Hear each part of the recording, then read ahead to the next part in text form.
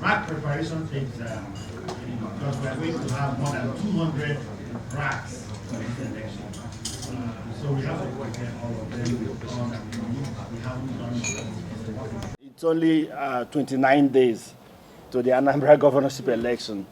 Already our blood is running hot now. So we are all charged. And we have been coming from a very difficult situation. But I will address all of this.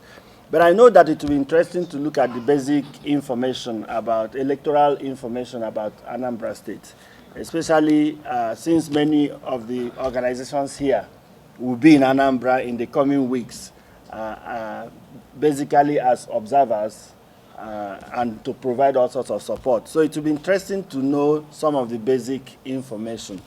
I will try and be as brief as possible in this presentation so that I can give some room for extensive conversation. So I think that the first thing to know is the population of the voters in Anambra. So yesterday, we published the register of voters for Anambra State in line with the laws, with the legal framework. And then we saw that we now have a total of 525,471 registered voters. 2,525,471 registered voters.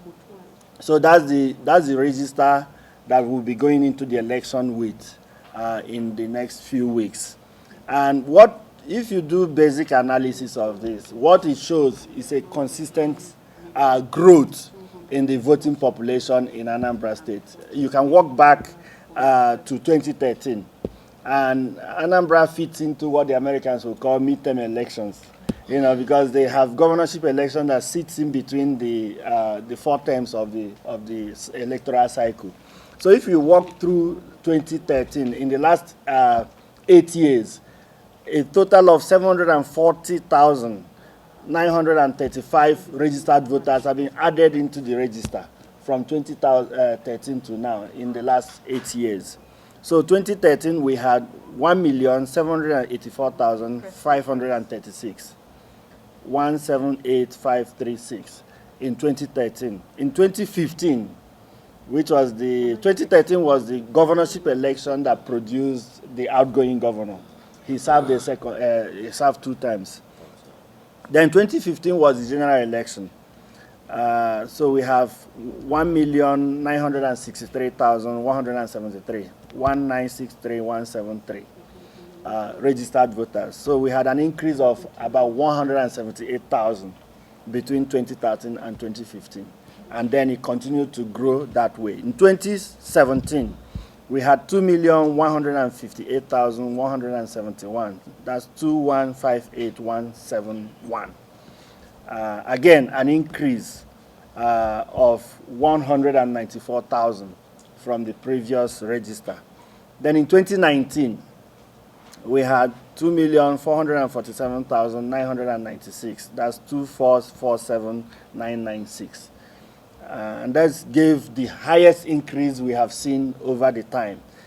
In fact, that time we worked so hard to register people, and we had so much time to register people that I think that explains the increase. We had an increase of 289,825, so nearly 300,000 people added to the register out of the 740. So almost half of the people added to the register was added the time between 2017 and 2019. I think that was a golden stage of my stay in Anambra, So, but now, so currently we have 2,525,471. That's 2,525,471.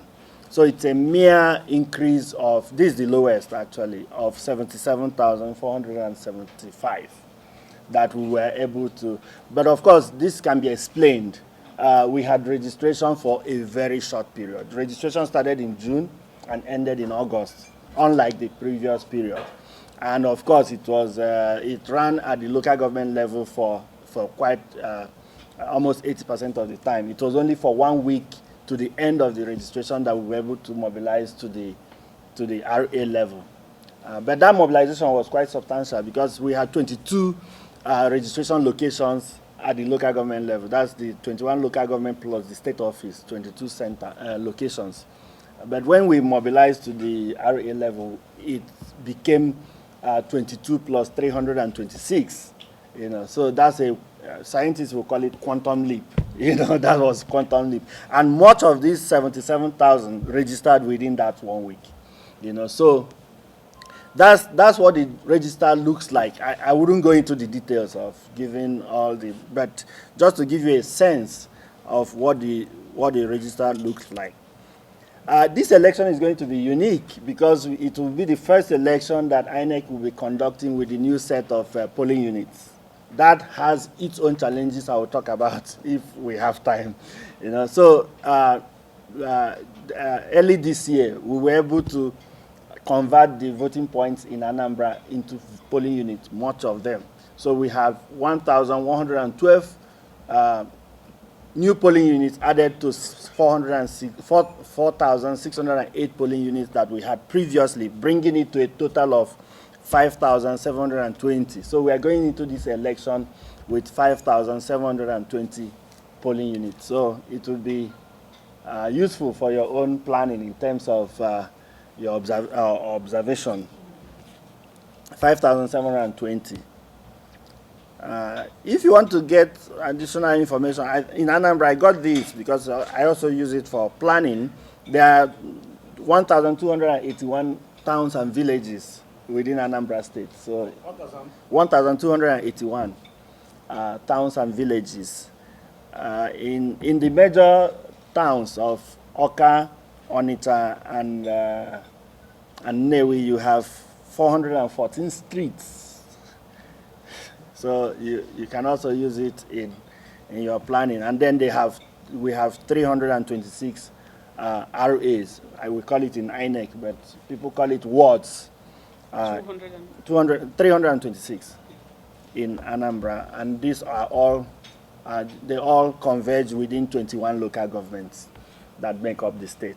So these are some of the basic data about the state. Okay, but in terms of what we have been doing over time preparing for this election, I've tried to categorize them into 5 categories, just to give you some framework. Looking at general administration, electoral plans and operations, continuous voter registration, party election and party monitoring, and voter education. So these are the broad, components of our work over this period. In terms of administration, what kinds of things are we doing? We are reviewing our staff needs and resolving where we have issues of staffing.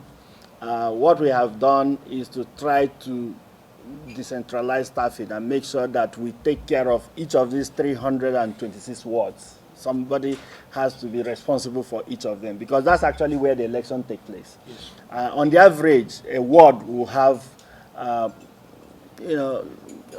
to 20, 30 polling units.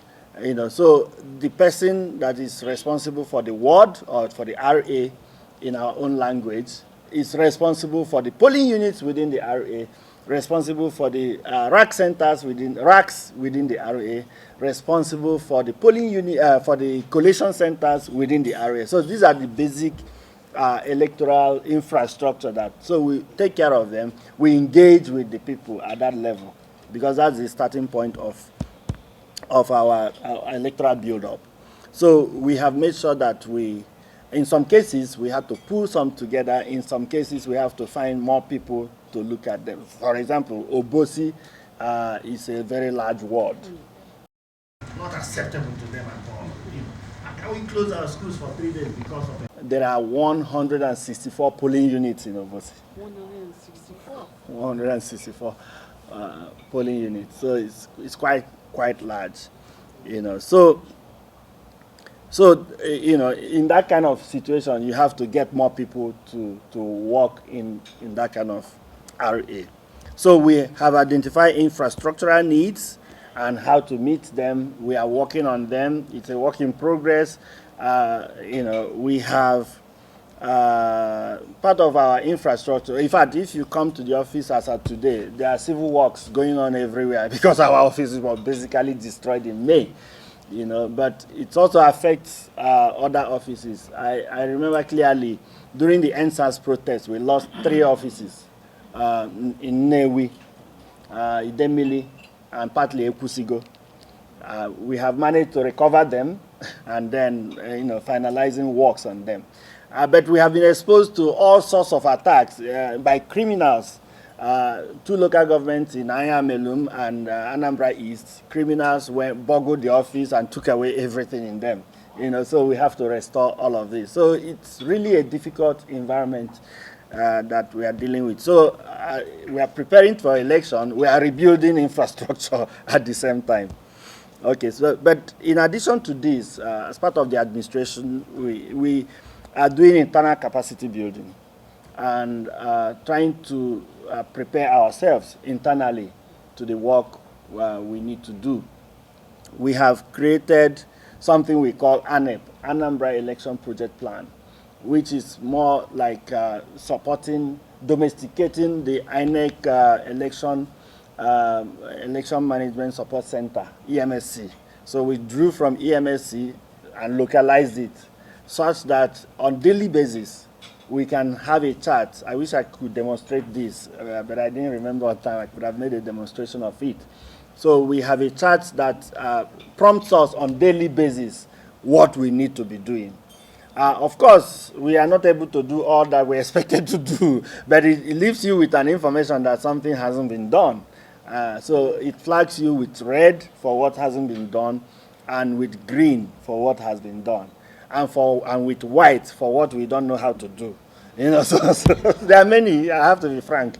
Yeah, there are many we don't know how to do. So in situations, we have to clarify. And we sit in a unique position because we intermediate between the INEC headquarters and the INEC local government offices. So at times, we really have to clarify roles. Is this function and role for the headquarters, or is it for the state, or is it for the local government? So we keep making that kind of engagement. Okay, so we have, so these are all part of the general election administration issues that we are dealing with. But in terms of electoral operations, which is the core of the work we do as a commission, we have requirements to fulfill, there are legal requirements we have to fulfill. For example, putting up notices. Just yesterday, we were able to publish the final list of candidates for this election. So that according to the law, now at this point, it's only by death that you can replace candidates. So we have published the final list of candidates yesterday. But prior to that, I think June 9, we published the notice of election in line with the law. But we have also engaged, I mentioned the expansion of polling units. It was a very tedious work we did for several weeks because we had to physically visit all of these polling units, 5,720 of them, and take the, what do you call it? So we have to take the GPRS of each one of them, 5,720. And these are, you have, the total number of staff in INEC Anambra, we are not more than 400 and something, everything, all 21 local governments, including the security men, everybody. So it was quite difficult. But we were able to do that. Then we have, prior to the arson attack of May 23rd, we had almost 60% of all the non-sensitive materials that we needed for the election in our office. We procured them because the commission made a very strategic decision of including requirements for Anambra election in the procurement for off-cycle elections. So as they are procuring for off-cycle elections, they also procure for Anambra, and they were accumulating over time. But we lost all of that. Everything was gone. So, but we remobilized and then used our zonal store INEC has 6 zonal stores in each of the geopolitical zones. For the southeast, the zonal store is in Owerri. So we used Owerri as our offshore store. So it was our offshore store. Whatever we have, we keep in Owerri. And then we were operating like that. The plan at some point was that because it might take some time to rebuild our bond store, we could actually be operating from Owerri. Since, in the real sense of it, Owerri is closer to many of the local governments in Anambra than Oka. If you are in Ihiala, you are in Ozobolo, you are in Newi, for example, it's closer to Owerri than Oka. So we made that strategic decision, but it was opposed by political interests, and then we decided not to offend anybody. But of course, it's at a big cost to us because we have lost. Our plan was that the first week of September we would have finished distribution of non-sensitive materials. But it's something that we are just about to resume after 1 month and 1 week. So it's a setback in terms of our timeline. And then we have done assessment. We have reassessed all our RACs. RAC is registration area centers. It's the place that election officials would normally go to, and from there they proceed to the polling units. So we are reassessing them.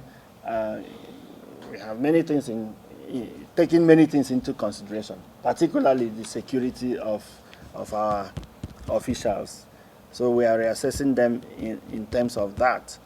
And then we have been recruiting ad hoc staff. That's another major issue for us. We started August 8th. Now we have, INEC is migrating most of the operations online to reduce physical contact. You remember that our voter registration, we migrated part of it online. Now we have migrated the process of accreditation of journalists and election observers online. We have migrated the process of registration of party agents online. So we created the INEC Press, INEC portal for what? INEC. Yeah, so we have the INEC Press. It's a portal where we expect all the ad hoc staff to apply, and then from the back end we can harvest the applications, and then it gives us a sense of how the applications are going. We opened the portal August 8th, and it ran for the first 1 month from August 8th to September 9th. The numbers we gathered were not satisfactory, and then we decided to introduce 2 other strategies.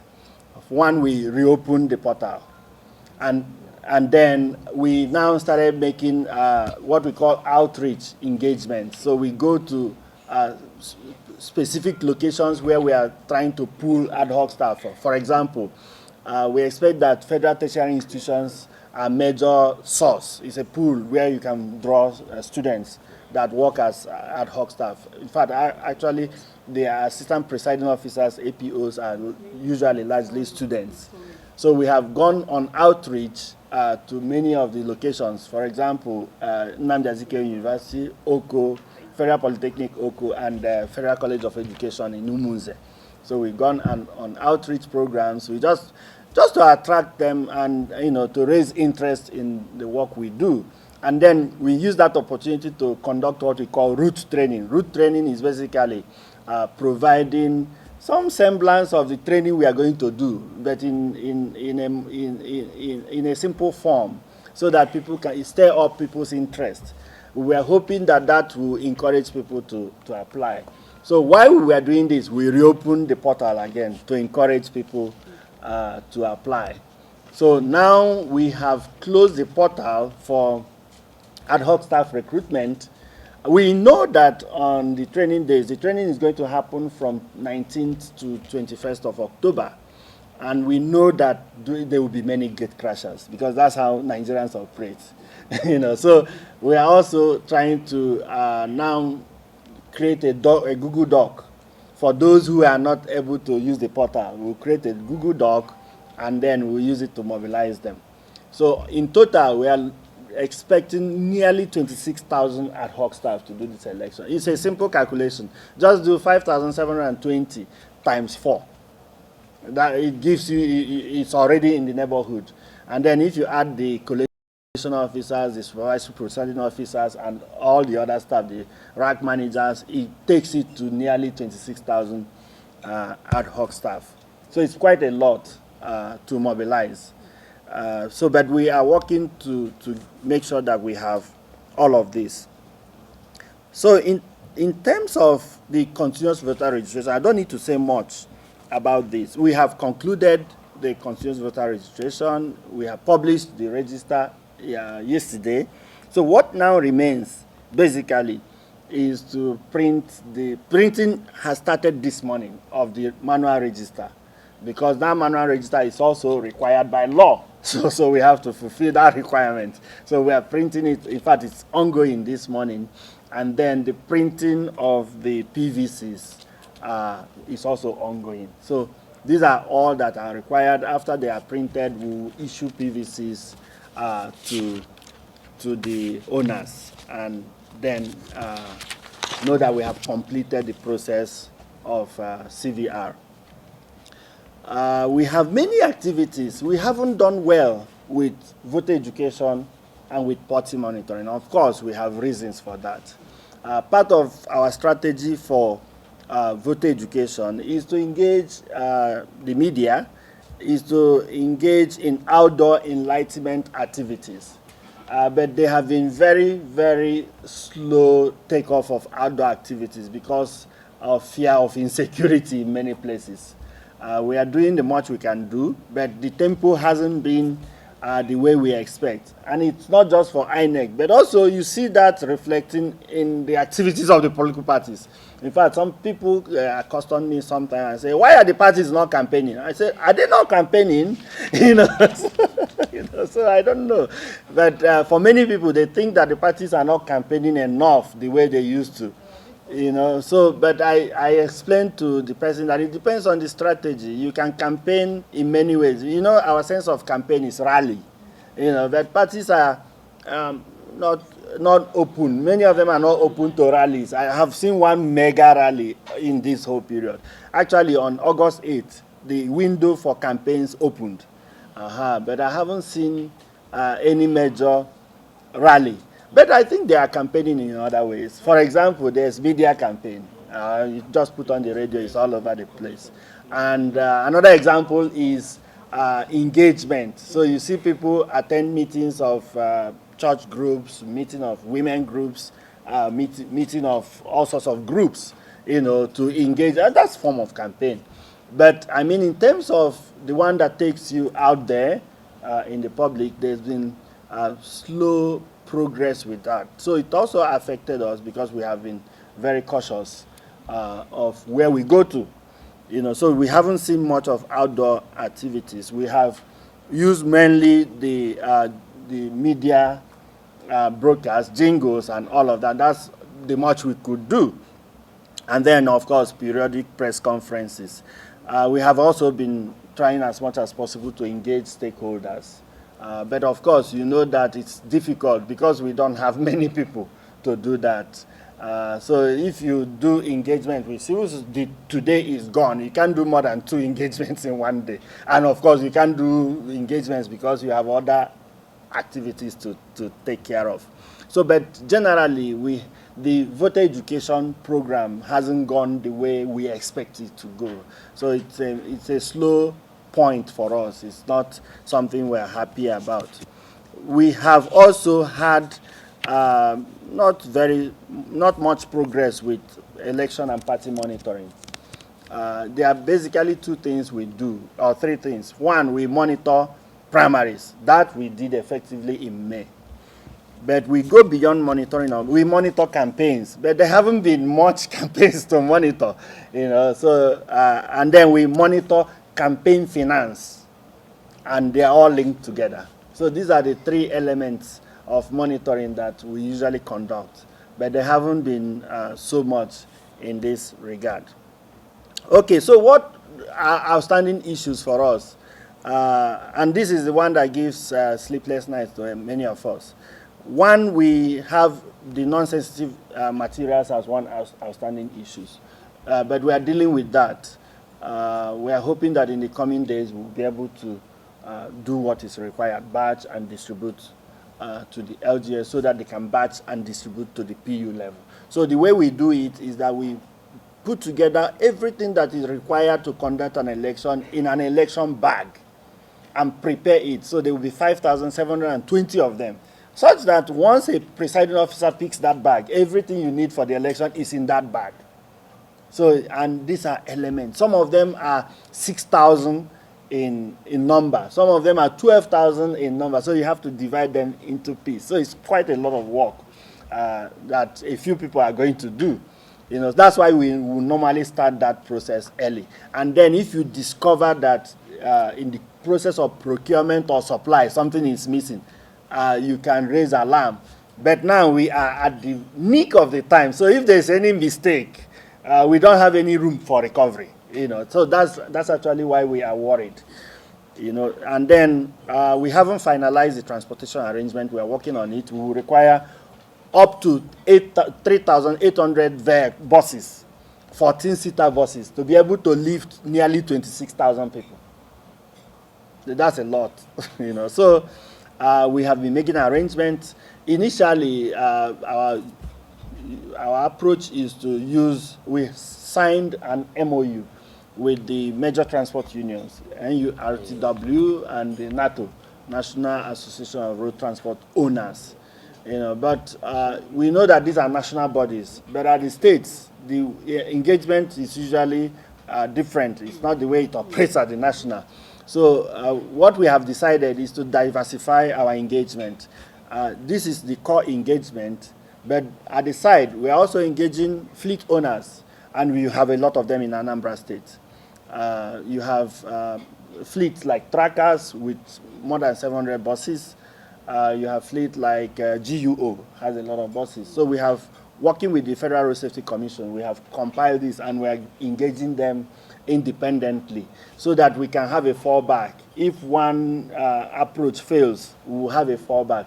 We are confident we are not going to have problems with transportation. It's just that if you have failed before, you're always afraid of failure.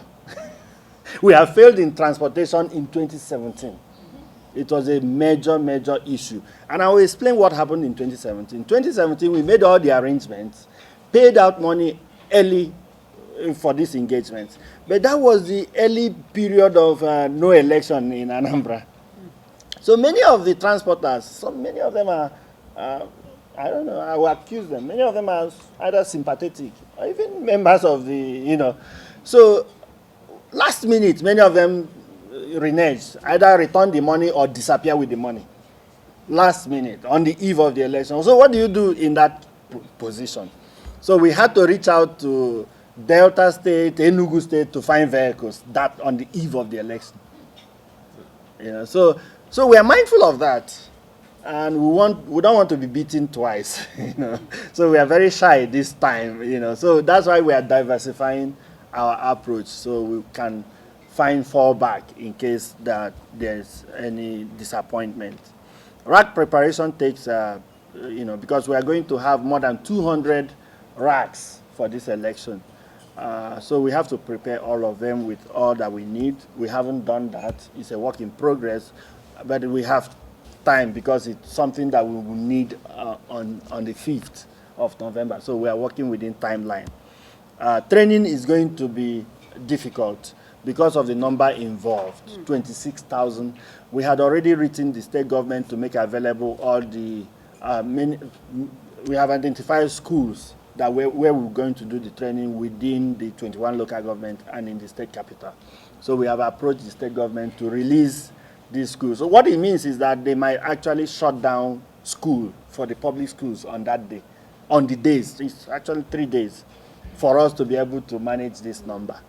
So, but they have been parrying that idea and, you know, reflected on it. They haven't given us any specific answer, but we know they will cooperate with us. So if it means shutting down schools for 19, 20, and 21, then there will be public holiday for students. There will be holiday for students on those days, so that we can be able to train our 26,000 ad hoc staff. But if they fail to do that, then it's going to be extremely difficult. Yeah, nearly 26. Oh, okay, fine. So we have been in touch with them. We are negotiating this. But the mention of shutting down school, is not acceptable to them at all. How can we close our schools for 3 days because of election? But we have been making it clear to them that that's what needs to happen for us to be able to trade all of this.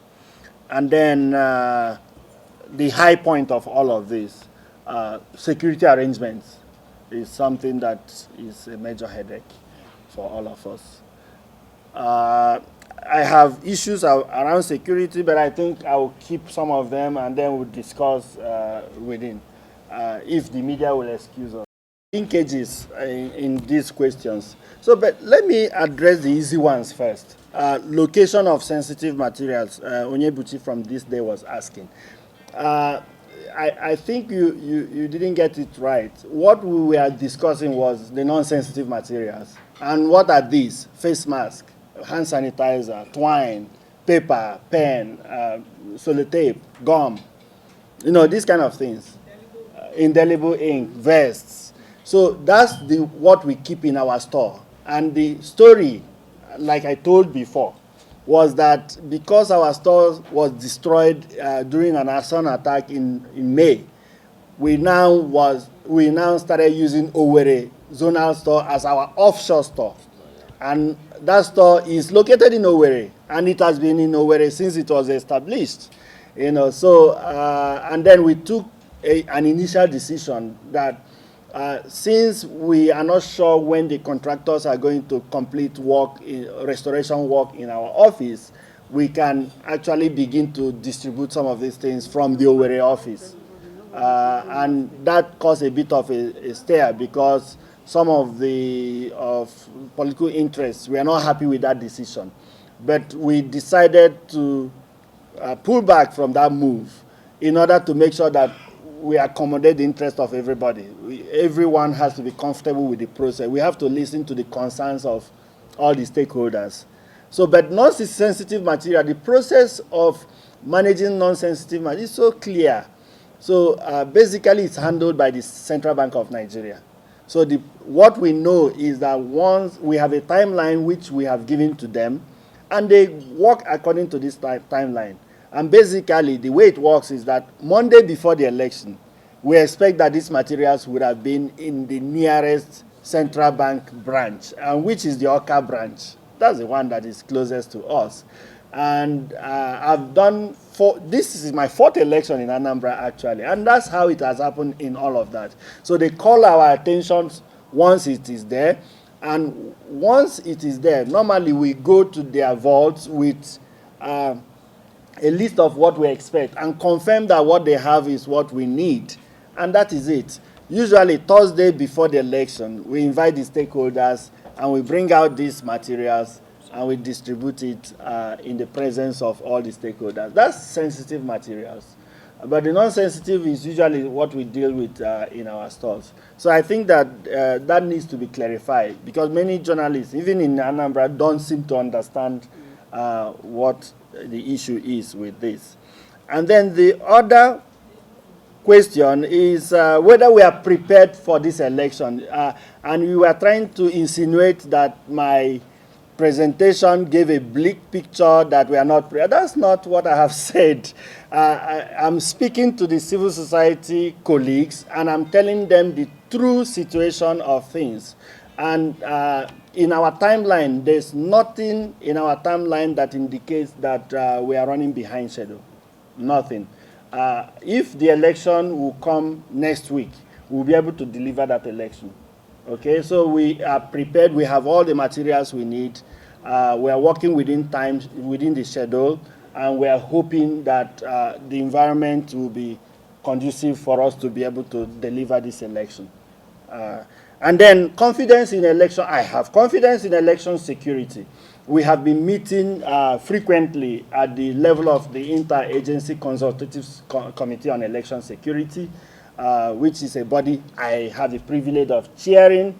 And then we have assurances from the security agencies that the situation is not out of control. The situation is under control. Political parties are working. They have interest in having the election conducted. In fact, right now, the chairman of the commission is meeting with leaders of the political parties at the national level, and they kept re-emphasizing their commitment to have this election completed. Yesterday, I was with the leaders of the political parties at the state level, and they are all working hard. So if the politicians don't think that the election is going to happen, they will be putting their money in running elections and running campaign. And if we think that the election will not happen, we won't be spending money preparing for an election that will not happen. So I'm confident that the election will happen, and I believe that we have made all the arrangements that are required to be made, and we are making the ones that we require to make in the future. So that's how I will answer to that. And then the last one is whether people there's no way to establish this. Most of the things is anecdotal. We don't have any study that says people are worried or people are not, But I know that these things depend on personal perceptions of the situation. Some people might be worried, but many of the people I meet are also not worried, so it depends. But I expect that, there will be confidence-building measures as we approach the election, so that even if there are people that are worried, we'll address their worries and then make sure that we do this important national assignment. Thank you. They're scared by so many people. We are just coming in from Anambra, and we had a major meeting 2 days ago in Anambra State. A number of the citizens visibly are scared of coming out. And that's why we are making a call on the civil society in that environment and calling on all citizens to call on their citizens, because those who are violent, whatever they are doing, these are members of the society. We are calling on religious leaders. We are calling on traditional rulers, traditional leaders, because everyone that is having the violence and what have you is coming in from a community. And we were reassured by some of the traditional leaders that an Anambra person will not shed blood of an Anambra or Igbo, that you are not supposed to by their own culture. And this is a culture that has been...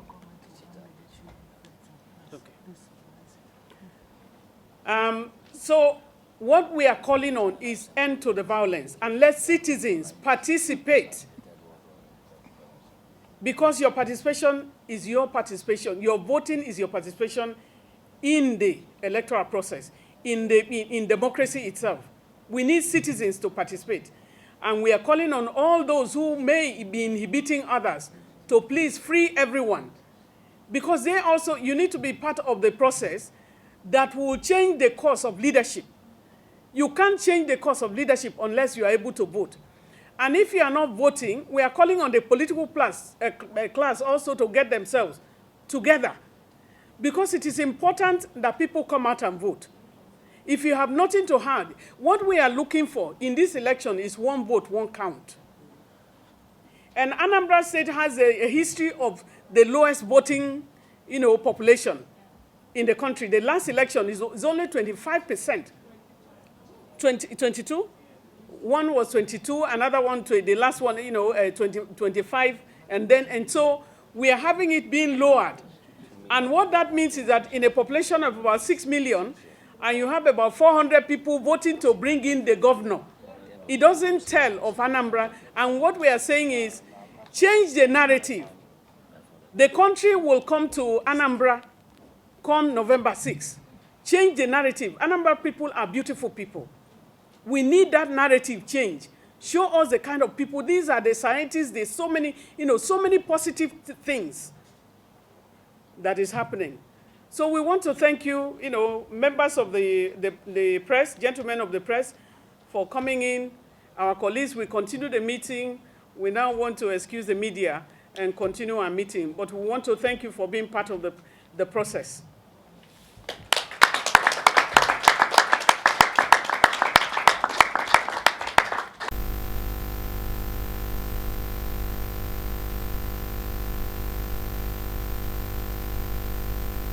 And then I finish the presentation.